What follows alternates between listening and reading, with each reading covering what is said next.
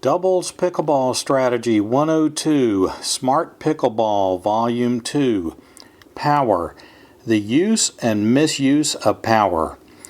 Hopefully you've seen my other video, Doubles Pickleball Strategy 101, which introduces the main basics of doubles pickleball strategy.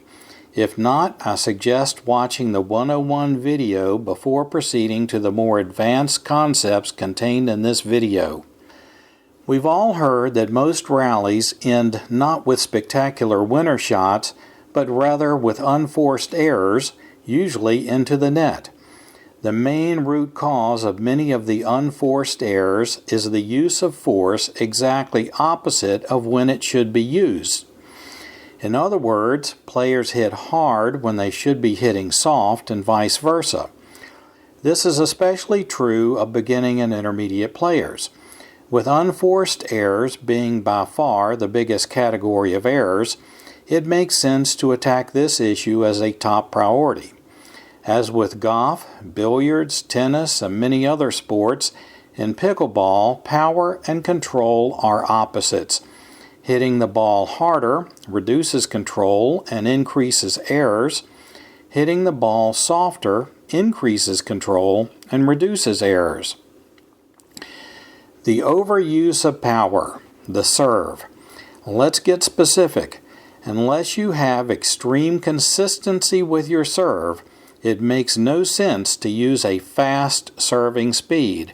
To serve deeper, you can hit the ball with a higher trajectory rather than hitting it hard on a flat trajectory. The overuse of power, the return of serve. The return of serve is where the biggest mistake in the overuse of power occurs. This is what often happens when you try a flat trajectory fastball return. The ball goes into the net. A fastball return, even if successful, rarely gains you anything. Now watch how the typical 5-0 level tournament player returns a serve. Notice that it's not a fastball. A return that is deep is better than a return that is fast. You'll get better depth accuracy and precision with a slower arcing return than you will with a flat trajectory fastball return. As you move toward competition level play, you should never miss a serve or a return of serve, and you should be able to consistently land your service return shots in the back half of the service boxes. A slower arcing return is the key to success. Using a fastball as a return of serve also makes it very difficult for you to get fully to the no volley zone line before the third shot comes back. When you hit the ball hard from the serving line or from anywhere deep in the court, the window you must hit through to be successful is very small.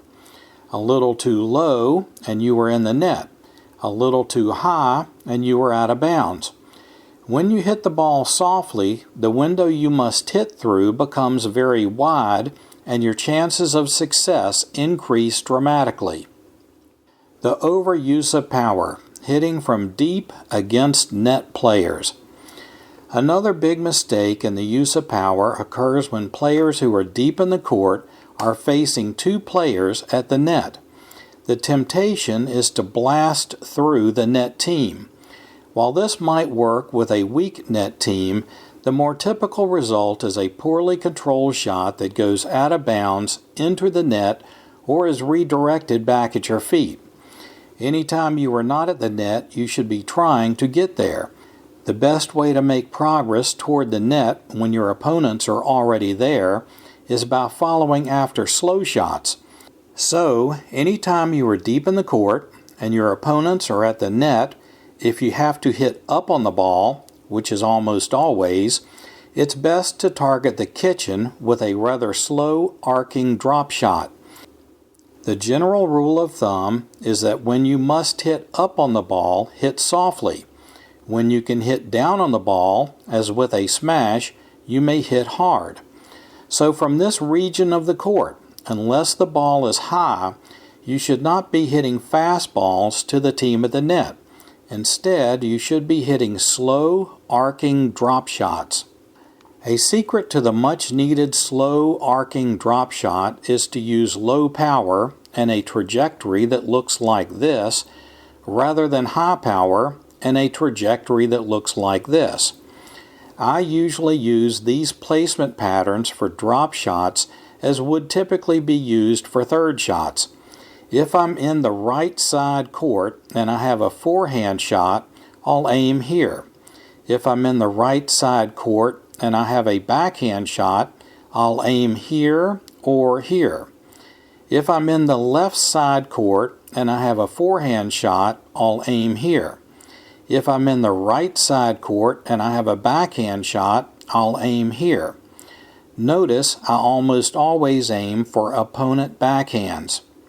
You'll never get very far in pickleball if you can't learn to make drop shots into the kitchen. There's an easy partner drill that can help you develop this shot. Start out dinking with a partner and then slowly retreat toward the baseline while your partner stays in place. Practice forehand and backhand drop shots. If you have trouble, try an arcing trajectory, not a flat one. The underuse of power. Okay, we've talked about the overuse of power. Where does the underuse of power occur? Most high power action occurs at the net after somebody lets the ball get too high. Watch closely to see the successful use of high power. When initiating fast net play or responding to it, high power needs to be high power. Shots designed to defeat reaction time must defeat reaction time. Otherwise, you are simply providing your opponent a ball in the air. Again, here we see the successful use of high power. Now let's see what happens when insufficient power fails to defeat reaction time. Do not underpower body shots during net play. Here are examples of underuse of power where reaction time was not defeated. Do not underpower overhead smashes. Again, you must defeat reaction time. Otherwise, you're just providing a ball in the air. Beginner intermediate players often volley in a fashion that resembles a friendly game of trying to keep a beach ball going. Among advanced players, you should never provide your opponent a ball in the air unless it's either a deep lob shot or a fast shot designed to defeat his reaction time. So, instead of playing a slow game of this, you should be attempting to either spike it fast or drop it near your opponent's feet. To sum up, if you are back here and you are hitting to opponents at the net, unless you have a smash opportunity, you should be attempting to hit slow drop shots into the kitchen. If your opponents are further back, then attempt to land the ball as shown here. If you are up here and you have a high ball opportunity, your first choice should be to aim for an open space. Next is a shot to the feet. If you must hit at an opponent, make sure you use enough power to defeat his reaction time.